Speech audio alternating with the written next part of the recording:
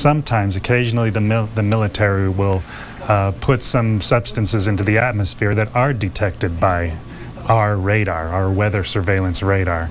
It's a substance that's called chaff. The chaffs do look similar to the oncoming storm system, but they're actually an indication of an aircraft. We replayed the radar images from 8:40 a.m. Turns out several of those chaffs or planes were near the San Diego and Baja areas. Depending on how low and how fast, the planes could have created that sonic boom. Let's talk about military chaff. You may or may not have heard of this.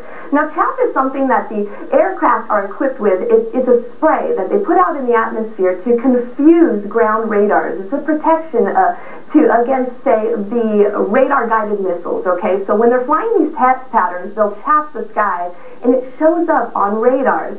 Now, I was looking at my radar wondering, could it have been a flight pattern? Well, here's what happened. I called the National Weather Service, and something interesting here. They confirmed that this right here, this and this are not rain.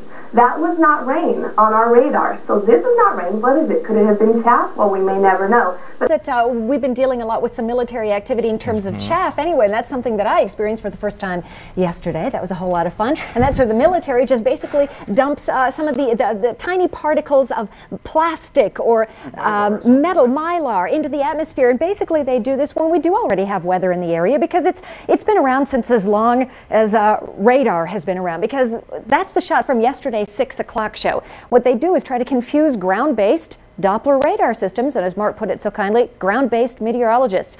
And yes, ladies and gentlemen of the armed forces, it worked well. That's a shot of the mylar. That's a shot of the chaff, again, moving through the atmosphere yesterday. As you can see, a very distinctly different pattern from when a storm system would move through.